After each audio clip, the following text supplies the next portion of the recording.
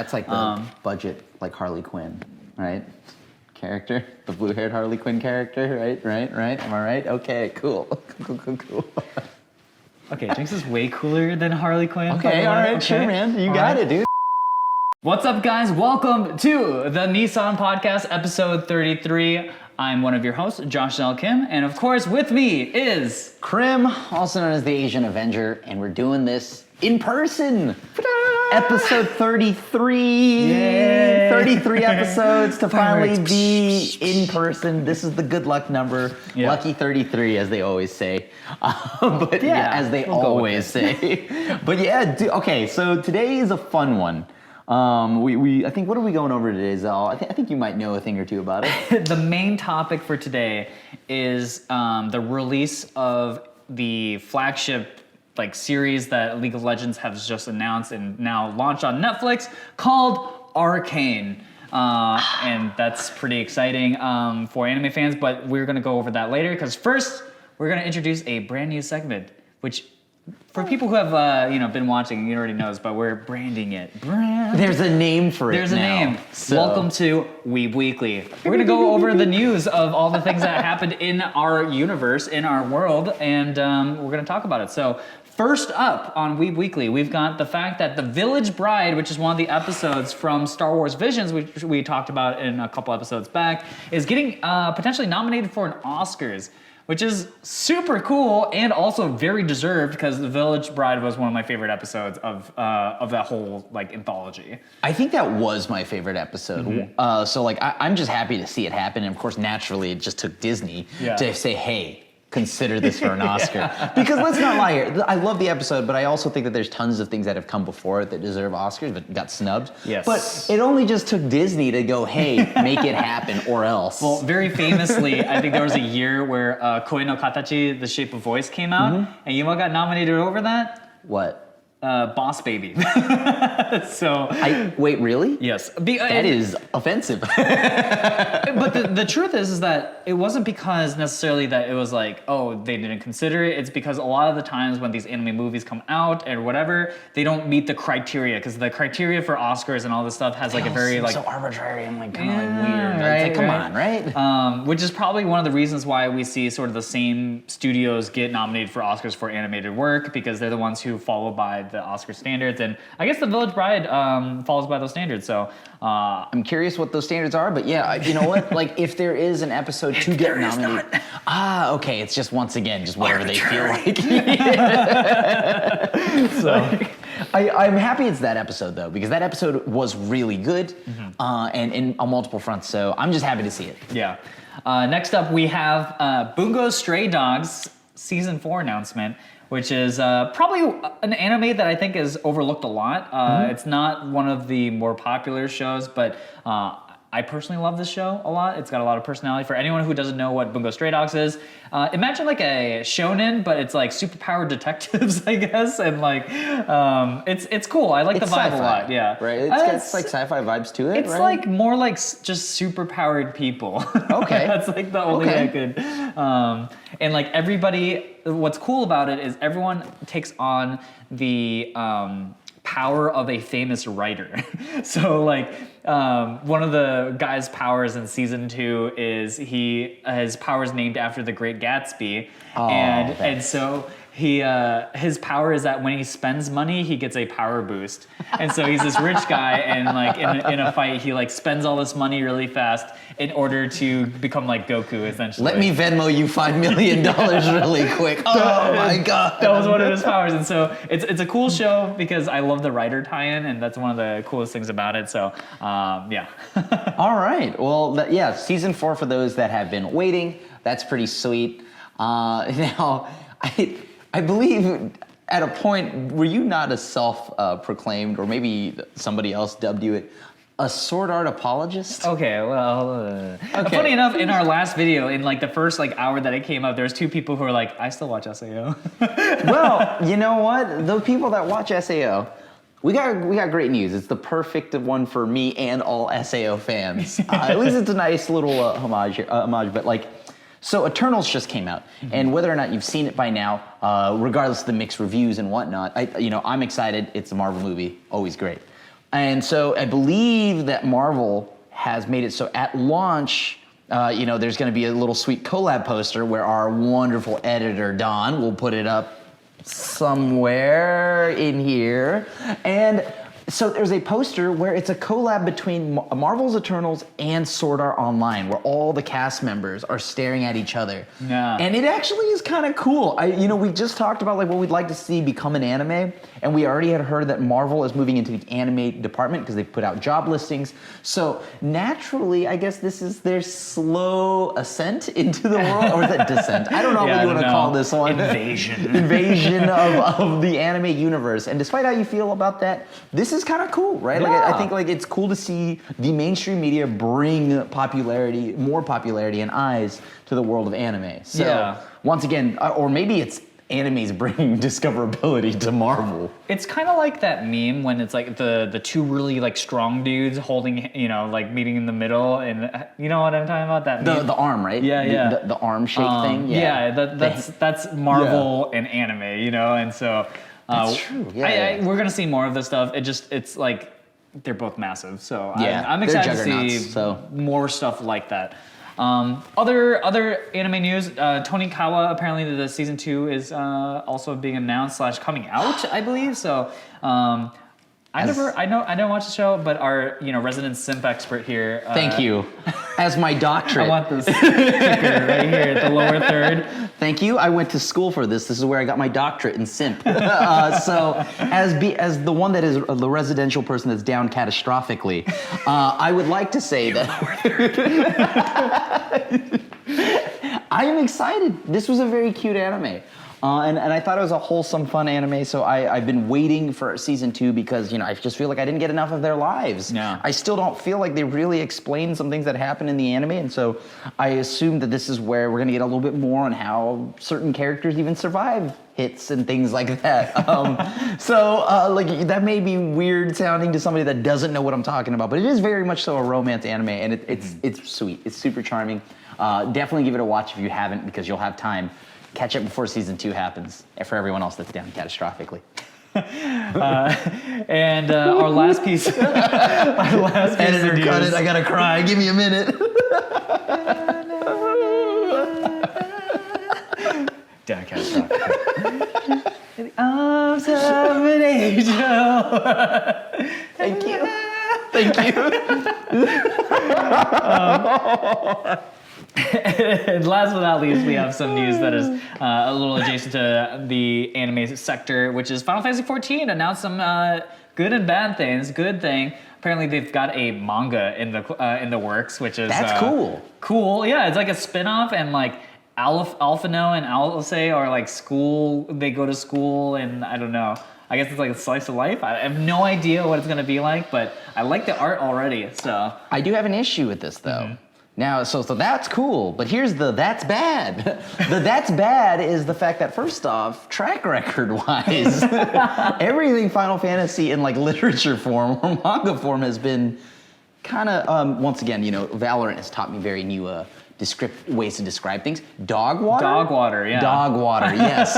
And on top of that, Alphino was kind of just like a miserable character for me in the story up until Shadowbringers. So if this is before Shadowbringers, am I just going to be in a constant state of misery? I feel like he's going to be like the class rep guy, kind of, Like Tenya? Yeah. Except Tenya's funny.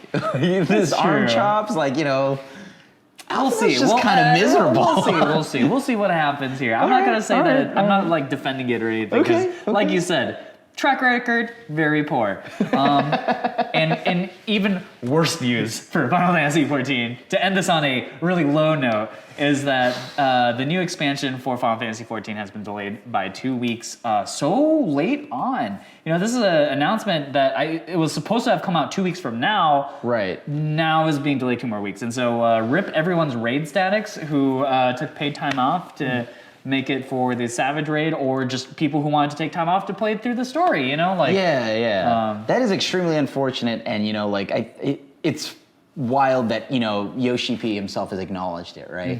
He's like, I know that everybody's taking time off, and as much as it sucks though, I will say that I love how hands-on the team is and how Yes. transparent they are. Being able to just talk about like, hey, we're not ready. I don't want, look, we don't need another cyber flop. I don't want some like game that's released, some expansion that's released that's just not ready to be played. Yeah. So I would rather just, take as long as you need. I want to play the perfect game the way it's intended to be and not some like thing with stitched wheels on and stuff like that, right? Like this Frankenstein project. I am curious though, like what they could even do in 2 weeks. So like I kind of wish they told us a little. I know a why. little more. Well, oh, I know why. So this is this is an exclusive, an insider's look. Oh. So Doja Yoshi Cat P plays. that's Doja fine. Cat plays. Doja So Cat. they're giving Doja Cat time to catch up. So Doja Cat, we're waiting on you. Please yeah, get so to the story. get to 80 so that we can play Endwalker. We are in fact saying so. Okay. Anyways. I thought I was in the pun department. Okay, all right. But yeah, like I am. I am saddened by it, but at the same time, like, yeah, right? Like, it's Yeah. better to just have the game that we want. That's true. Or the one that's, like, actually functional.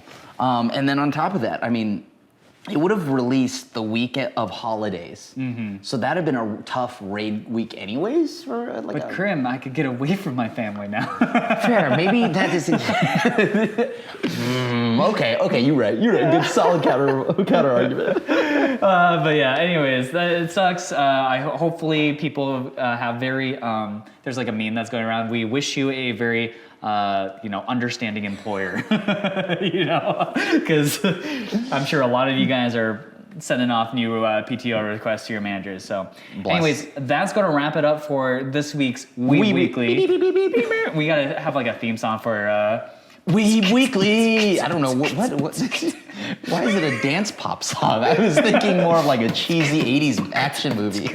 Okay, well, whatever. I guess Weekly, written by Two Door Cinema Club. All right, sure, you got it.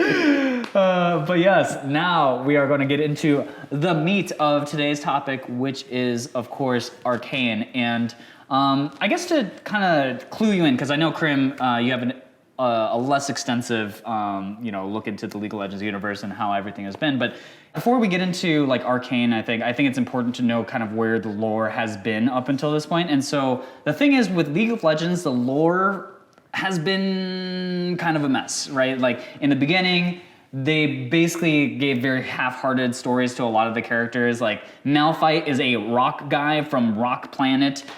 Brand is just a fire dude, and Shaco is just an insane clown. And they were like, "Yeah, that's a character." CP, all right. He doesn't rap though, Oh. and he maybe knows how magnets work. But no, it was just like they didn't know. And so later on, they started to flesh out these stories. And as League of Legends got more popular, they started working on it, and they even started to retcon a lot of the old like weird descriptions that they had before and trying to make a more cohesive story. And so.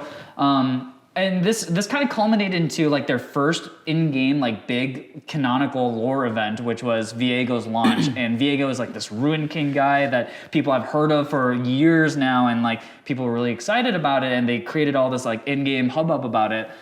And then it kind of flopped, right? Like they had some animation shorts come out, and people didn't really like them, and people thought Ruination was kind of a mistake and not done very well. And so by the time Arcane was announced and stuff, people were like, I'm excited, but also like, how like good is the story Ruination? going to be good? Yeah, And I think like historically, video game adaptations for things, I mean, I'm looking at you, World of Warcraft, like, yeah, it's just not the best stuff, right? So I think going into it, people were sort of apprehensive, but as soon as like the trailers come out, I mean, the first thing is first.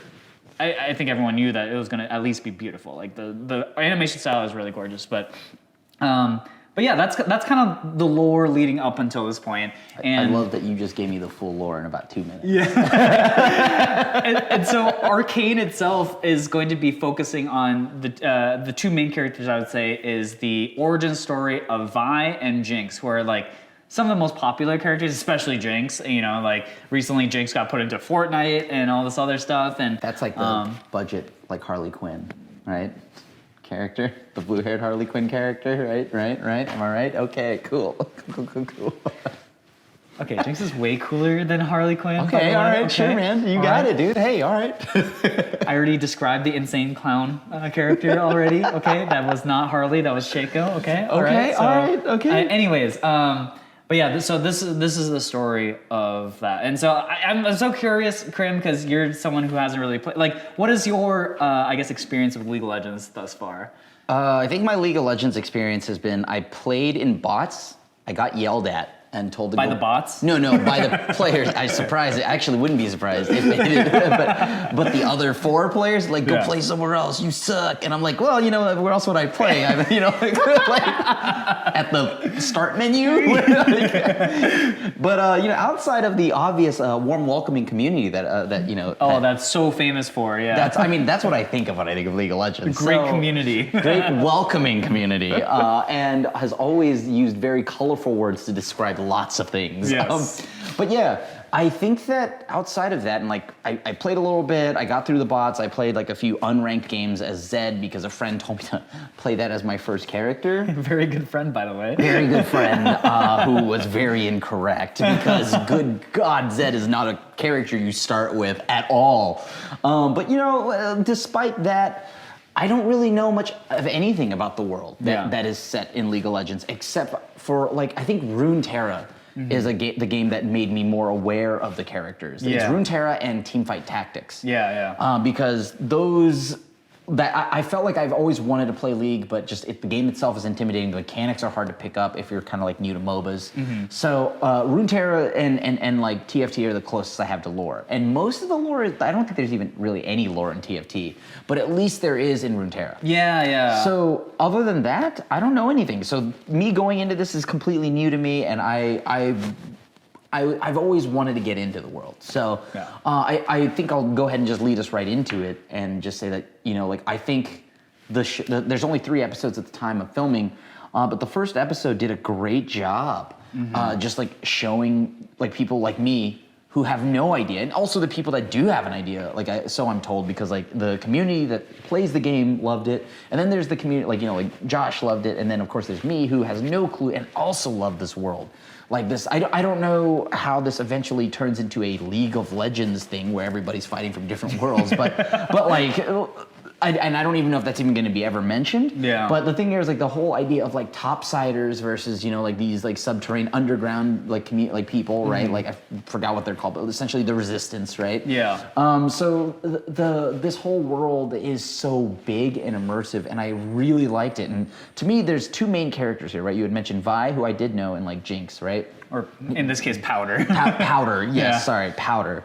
But yeah, like in the world, like this makes me think that there's 50 champions, right? Like some amount of champions in this game, and they're only focusing on a small portion of it, and it's great. So whatever happens in this world, I think a lot can come of it. Yeah. And they've established a really strong area here for just the first episode of like the world that Jinx and Vi occupy. And I think what all holds it together is like, first off, yes, it's good world building. First episode's kind of really slow. I didn't expect it to be 40-minute episodes or something like that. They're actually like lengthy episodes. Yeah, no, they're big. They're big boy episodes. Yeah. And so I didn't expect that. And then so it was but then it was like all beautifully animated. And I know you had mentioned that it was gonna look good, right? Because if there's one thing, I've seen League shorts here and there, and those have always looked really cool. And I was always like, if like they ever made an anime or something like that, that'd be kind of dope. Yeah. And so to finally see them build this world and gorgeously animate it, like there's a Riot art style that's there that I just know, right? Like example, I look at a Warcraft thing, and I know it's Warcraft. I look at anything done by Riot, I know that's Riot immediately, right? Like anything from Trigger Studio, it's Trigger, right? So like they very much so visually nailed this League of Legends world, and holy cow, just the first episode alone. I mean, it took me a little bit to get into it because but that's a lot of world building, and then episodes 2 and 3, it really takes off. Yeah. And then I just fell in love with like this world and the characters. Yeah, I mean, talking about the animation, right? Like, Fortiche is the main primary animation studio for this, and Fortiche and Riot have had a long sort of relationship together, and this art style is something that they've kind of iterated on over the years, and like I think Arcane is sort of like the culmination of everything they learned, and it is just so gorgeous. Like, before we even get into like the actual story and the lore or whatever, like, holy moly, that animation is something. And like, I think the closest thing I can think of is kind of the way Into the Spider-Verse was animated, where it's like this CG, but like it doesn't actually feel fully CG. And It was tastefully 3D CG, right? yeah, Like, so I think the secret, as far as my eyes could tell, was like it's CG, but like all the textures are all like hand painted 2D textures, and so like it's all the animations and stuff, they're all like rigged up and beautifully done, but like it gives it almost like a comic book feel at points because of the way it's layered, but like it still keeps its realism, which is Yeah. kind of interesting. Yeah. And so man, I've always loved their arts. I think people have generally heralded Riot Cinematics as being like one of the best because they're gorgeous, right? And this one doesn't disappoint either. It was funny when you were mentioning the story, and you were like, "Oh, I don't know what this." Well, neither do League of Legends, you know. And like, it's funny because the things that League of Legends players know is the champion names, right? And Right, like some, right. and you know, for the lore nerds, they probably know a little more about the champions and stuff, and like the generic kind of like relations they have, but only broad strokes, right? So for me, like going into it, I knew about Piltover and Zaun, which is like Piltover's the gorgeous like you know, city up top. Zaun is that like green undercity vibe. But for me as like a player, I was like, oh my god, that's what it looks like. Oh, okay, because like I've only seen it in like a picture book kind of thing, and Yeah. like whatever. And so like I think for League of Legends players, it was like, oh my god, that is how things actually look out. And the funny thing is, because this is a prequel, we get to see a lot of champions in their pre-champion state. Now, I'm not sure if you would have caught on to all the references, but there are many champions referenced besides just Vi and Jinx. And so that's one of the cool things is as a League of Legends player, like I saw like, oh, that's like their origin story, and this is how that's gonna start, and oh, she grows up to be that other character, you know, like you start connecting. And so like for me, that was like a really fun thing where like each new character was like an opportunity to be like, oh, is that from that, or is it from, you know? Yeah. And so yeah. it seems like, yeah, like that's pretty cool, right? Obviously, I'm not going to pick up on all of that, but Should the I thing, tell you? Do you want to know? Kinda, but later. You can tell me a little bit later. Actually, yeah, you can tell me whenever. But the thing here about that is like, yeah, this is a good job. I think I love that. Remember how we had done the episode of when I wish companies, studios would take more liberties when it comes to like making the IP, like the Yeah. stories and stuff. Well, this kind of works to League's benefit, right? You had Yes. mentioned there's like no lore, so they can just kind of fill in the blanks however they want, right? And I think that's beautiful. Yeah. And I'm glad they took the liberties in doing that. So now, you know, the way they wrote the story, there's something for me, the new person, and then there's something for the seasoned fan, who was like, oh, is able to pick up all the things. So I get to be in the other seat now. Whereas like I'm usually the guy like, oh, when we go to Marvel movies, like, hey, Krim, what is this? Yeah. Well, that's the galactic snail, dude. And there isn't one. I just troll my friends sometimes. But so the thing here is, but yeah, like this is where now I'm in the other seat and I get to just watch it, and I don't see all those Easter eggs, but then you do. So like this is really exciting. This gives both new viewers, seasoned fans something to talk about and kind of just bond over, right? And I think this is really cool. And that's one of the best things you can do. And this is why I love when a studio or something can take the creative liberties and do whatever they want. They don't have to match anything one for one. There's no source material. And I think that's great. I did mention this to you earlier the other day. I was like, because I was asking, I was like, is there a reference to the lanes? Because like, you know, because League of They call Legends it is the lane, yeah. they call it the lanes, and I was like, well, the game has like mid lane, top lane, and bottom lane, right? Is that what the lanes is? Whoa, that is very self-aware. Yeah, I don't think so. Maybe it's like one of those like half nods, you know, they're instead of calling it like the alleys, they call it the lanes. I don't know. Like I thought that's what that was. Yeah. But I guess maybe not. So I don't know. But I'm excited to see just based off that first episode, right? Like so, like overall, the first episode really got us into this world, right? Like, and it was awesome. And then the second episode comes along. Like so, at this point now, I don't know is the mad scientist dude a character like in the game? The guy with the eye? Yeah. I don't think so. So he's new, right? Yeah. Like he is specifically made for the show. Okay. Because I was curious, like, what's up with that dude? And like, Yeah. oh, what character does he become, or is he already one? Because I don't Yeah. remember seeing one like him. Yeah, But yeah. like, so it was cool. It had this mystery attached to it. Like, I was like, okay, well, what is this dude's project? What are they doing? And you kind of figure they now present like the struggle. They really focus in on like where what the problems are. Here, Yeah, right? yeah. Like they lightly mention it in episode 1, but then they do an in-depth like, well, now you know a little bit more why there's like this whole topsider what are they called? Just I'm gonna call them resistance. They had a name for it, but I don't exactly Yeah. remember. But the undercity dwellers, The Undersiders, the undersiders, yeah. sure, the undersiders, the topsiders. There's obviously a rift here. There's this dystopian universe that's Yeah. kind of set into place, and you get to kind of just see everyday life and how like the rift between them grow, right? And I think it was really cool to watch.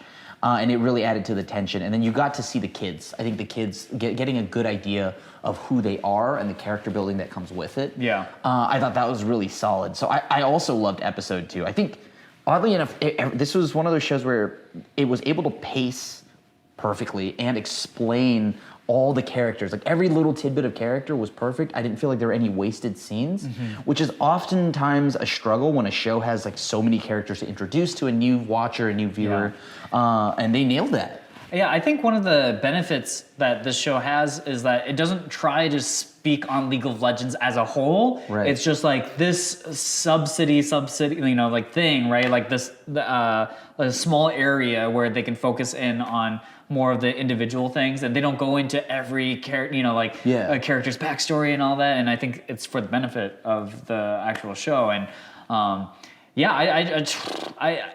God, I want to say so much more, but yeah, like episode 1, I thought just sort of set the tone, like you said, and this is a very dark show, you know, like despite League of Legends being a sort of, I think the ESRB is like teen and plus, but like it hits hard. It hits real hard. I think it gets closer, or at least the show gets closer to like an M+. It right? starts to feel like if they were a little more gory, I guess, in some of the violence, and the violence still gets pretty gritty. Yeah, like the you know? violence, there's actually blood. Like there is blood. It is animated riot style blood, but it's very much so blood. Yeah, so. it's in the very first episode. There's a visceral punch out fight, and it looks painful, you know. And yeah, like I thought like the tone of the show really kind of sells it for me, because I think the Undercity, they just did such a wonderfully like dark portrayal of it, and then they juxtapose it with basically the side story of Jace and Victor, who are like scientists from Piltover, and they're researching, and they have that like you see that they're like, you know, everyone's like very like pompous British accent type, and I'm gonna ask you. This is gonna be a little segment because I want to know: are those characters in the game? Because I have no. They are. Okay, so don't tell me exactly yet. I am curious.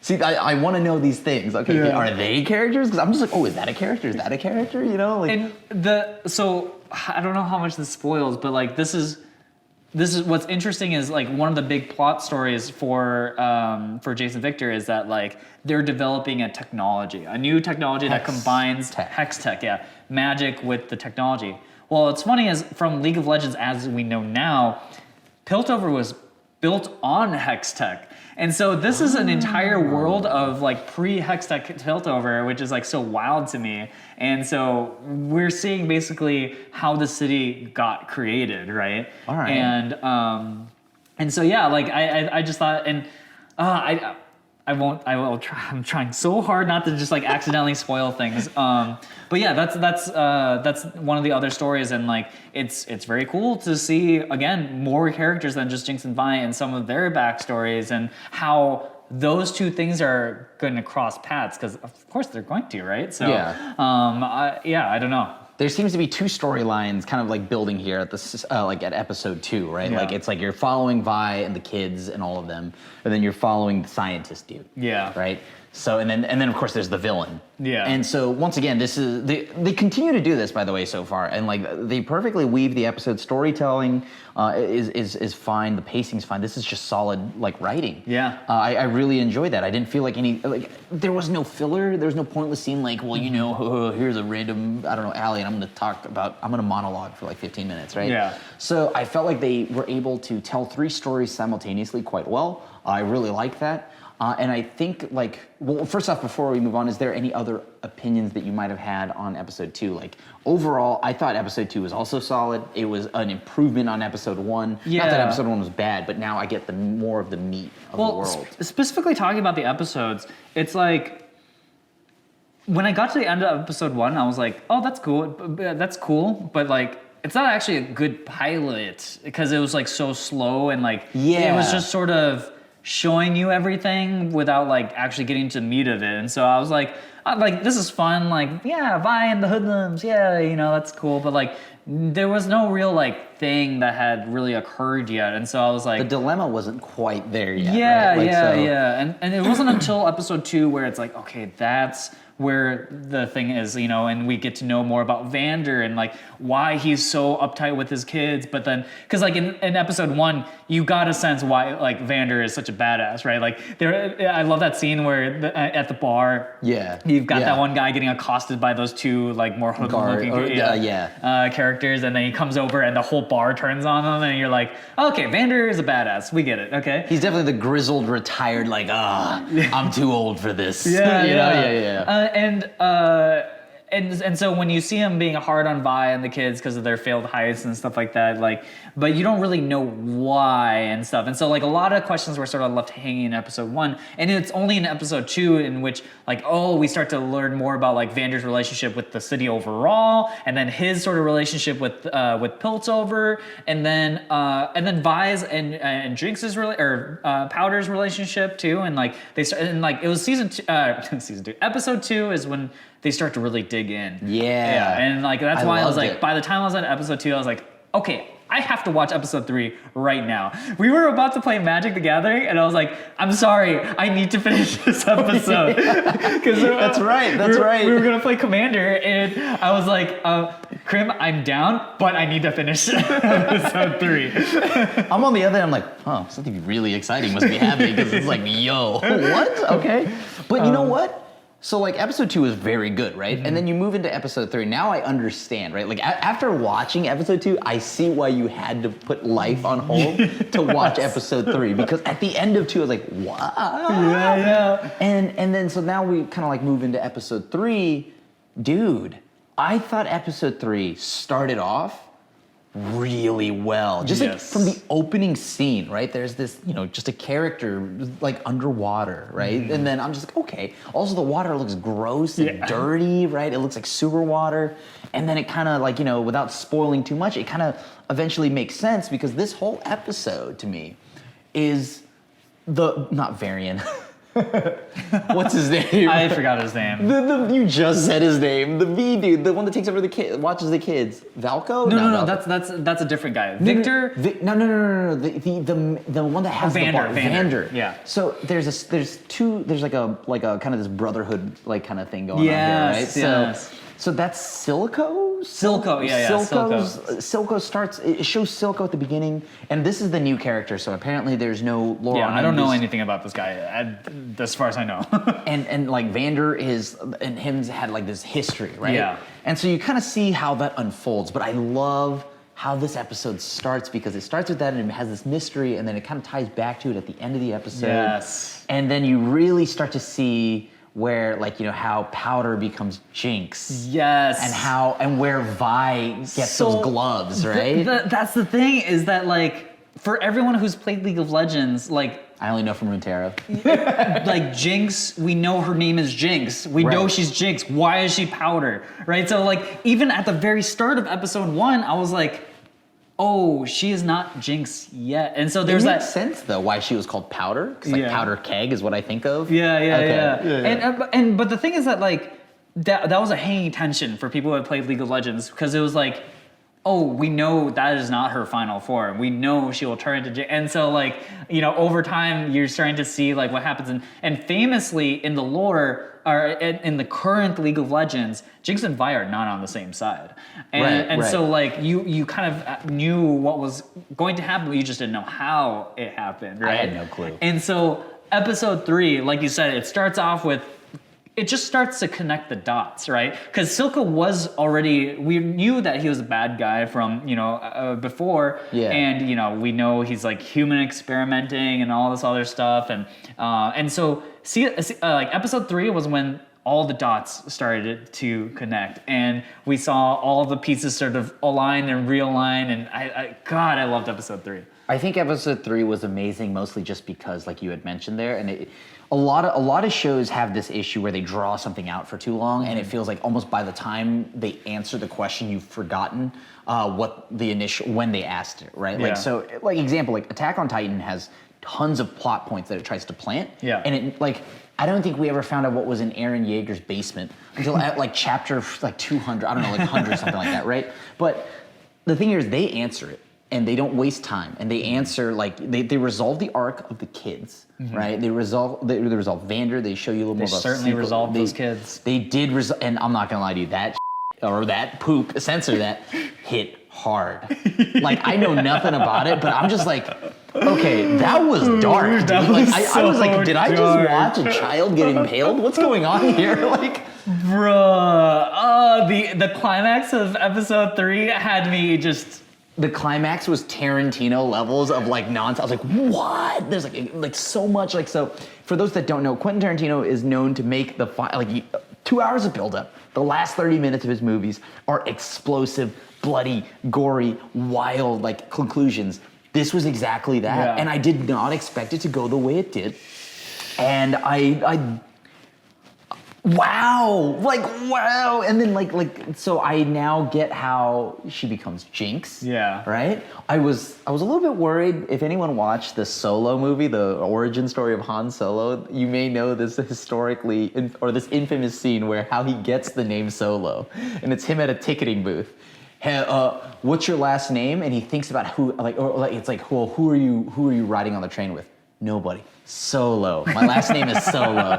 And I'm just like, okay, please don't be that. Don't be that. Don't be that. Don't be that kind of bad stuff. But you know what? It makes sense. Like you're some kind of jinx. And I'm like,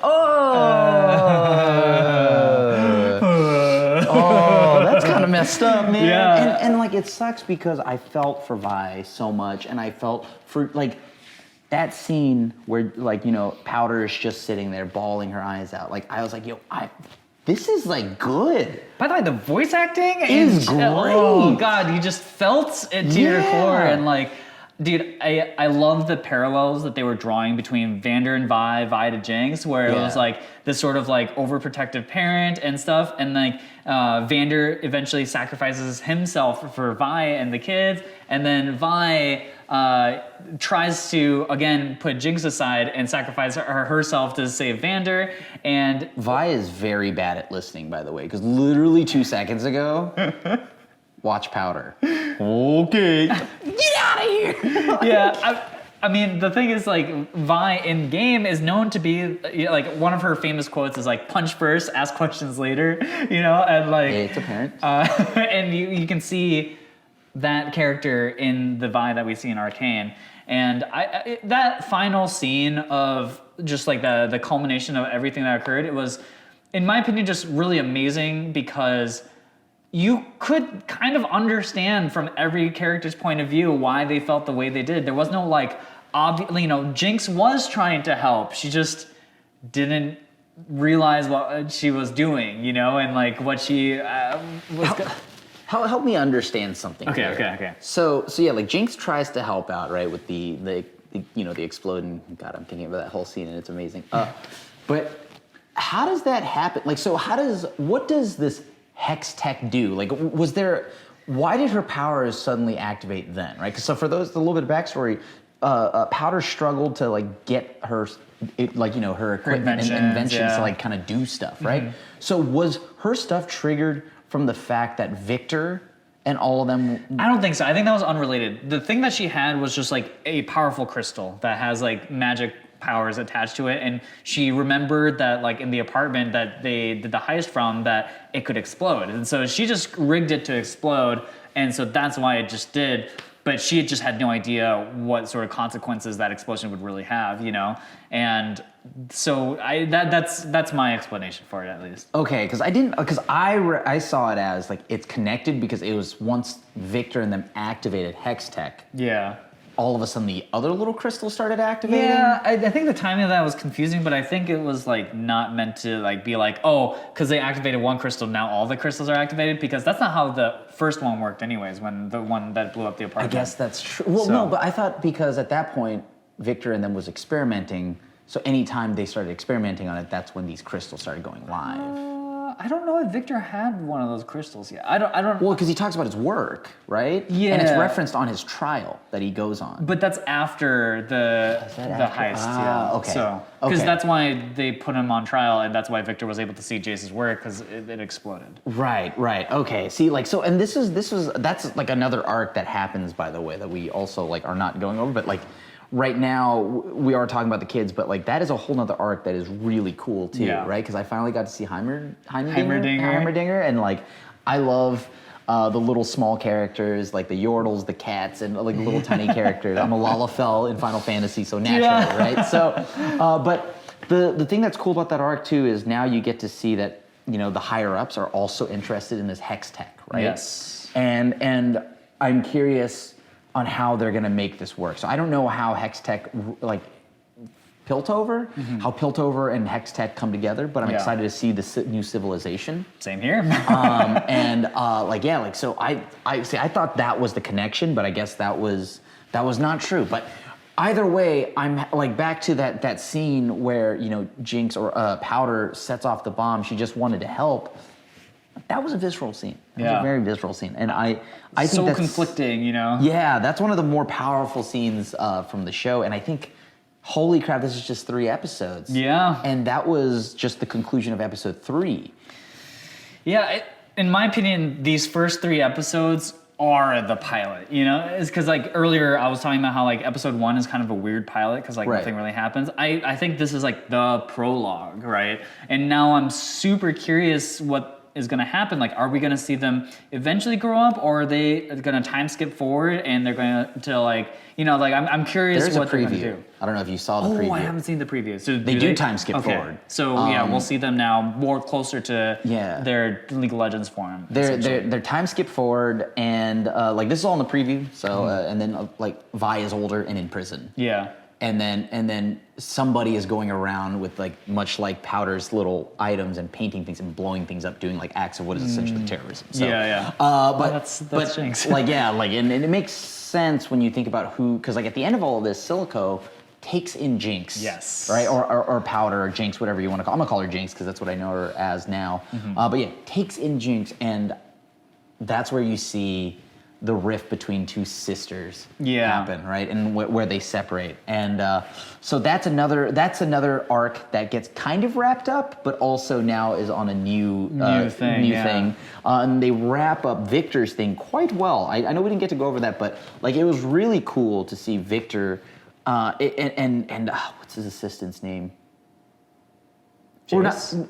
Jace. Yeah. We see their scientific breakthrough. Yeah. So that was very refreshing to see, and most importantly, another thing here is Vander's conclusion, right? You get to see Vander kind of talk about, why he's so protective. Yeah. Now you really see why. And that was another.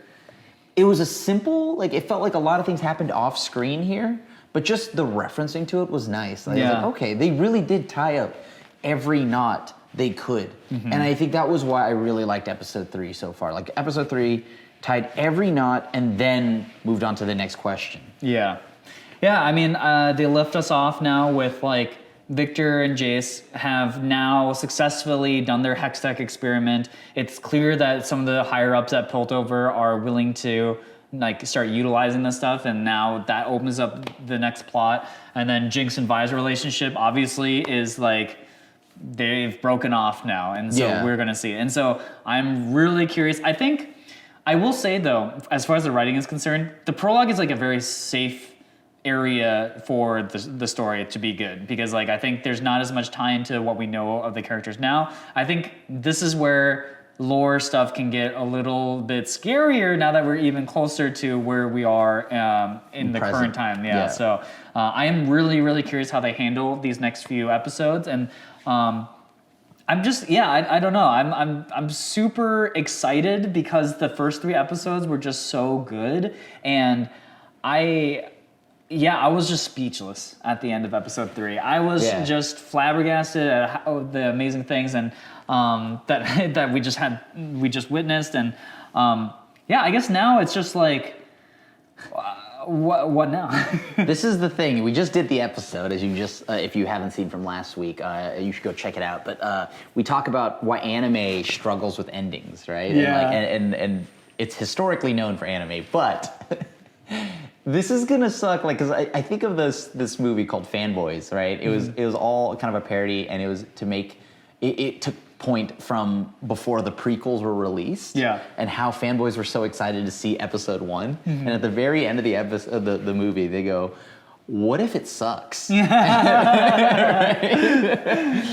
And I'm wondering that right now, towards the end of this episode, what if the rest of this just doesn't hold up? Because sometimes when it comes to prequels, the hardest part, right? It's cool, but it's a very difficult juggling act that you have to do to connect from the prequel story to current day, like you just mentioned, and that can get messed up real quick. Yeah. Right. So I'm excited, but his track record wise for lots of shows, prequels, it never quite links up. But luckily for me, it's all new. Yeah. So maybe for me, I'll be oblivious to Yeah. it. But for the seasoned watcher, once again, maybe it might suck. But at the same time, if there's not a lot of lore, this is the beauty in it. So I guess. My final, a few more things to ask is what were your main problems? Like, overall, do you think the show was just the first 3 episodes were clear bangers, nothing wrong, or do you have any issues? Because I had issues with it still. I don't think the show was by any means a 5 out of 5 or anything. I think it was a solid 4.5 maybe. Yeah. I think the first thing that comes to mind, which is still pretty minor as far as things are concerned, but I just thought the music was kind of awkward. Okay, cool. I didn't want to bring it up because I was like, yo, this show is kind of sick, right? Yeah. But the music, can we cut the Imagine Dragons? I skipped the intro as soon after I watched it once. No offense to Imagine Dragons, I don't think Imagine Dragons is watching us. Yeah, but you should be watching us. But also Imagine Dragons, come on, man. It was I don't know. It felt weird that it had Arcane is this super cutting edge technology in the way it looks, but very fantastical too in sort of what it's about and stuff. And Imagine Dragons feels a little antiquated for what it is, and tonally didn't really match up to me. And there were other songs that had played during some of the scenes where this is where I would have imagined something very emotionally critical happening. Well, no. I wasn't imagining dragons.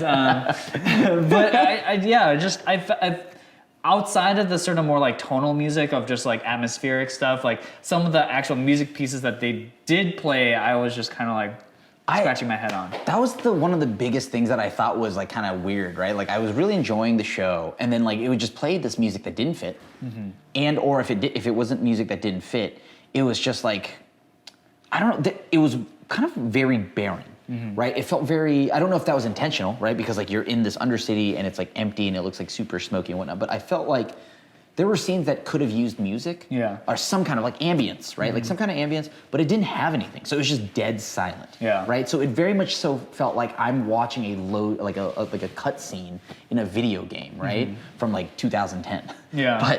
But at the same time, when they did play music, it was I don't know if it's I think it is intentional, because when you think about League of Legends and every example, the extent of League of Legends I know is also their music.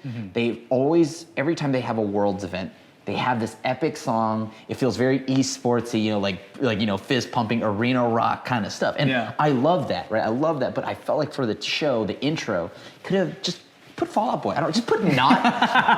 Fall Out Boy's out there doing. I'm not even joking. Fall Out Boy is out there doing arena rock music, and I think they're doing it better than Imagine Dragons right now. So, but legitimately, I think just anything else, or even just not dubstep. I don't think we need anything like that, but. It feels very esports. Every song that they've had, it felt like an esports trailer. It's funny because they actually used a lot of Arcane footage in this year's Worlds ceremony, And let me tell you, it was weird for an esports ceremony. They had the Imagine Dragons song, and they had a longer piece for the song, and had like different artists like come in and do their thing, and that was like their promo to the World Finals, right? Right. I thought it was like, why am I watching Arcane for an esports thing? So it's funny that you say that, because like when it actually did end up becoming an esports promo piece, it felt weird.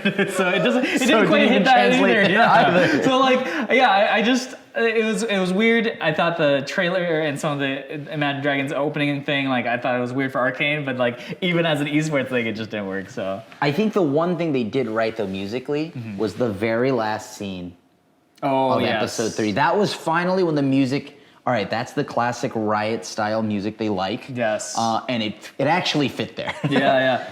It actually fit there. I mean, specifically, one of the things that I think people have really heralded from Riot is their music. And so that was actually kind of confusing to me, because normally I love Riot's music. I think Riot has some very talented composers, and they have worked with great artists in the past. And I think some of the things that they put together are just amazing. And so it was really confusing for me to be like, oh wow, the thing that I least liked about Arcane was the music. So if any, that's pretty much my extent. Like for like League and Riot and all that. Like, they always have like these banger songs that are just like really good. Like I feel like I'd work out or like go lift a building. They have so much breadth to what they've done. You know, they've got like more whimsical orchestral stuff. They've got a whole heavy metal album that's a banger. They've done EDM. They've done K-pop. They've done, they've done so much.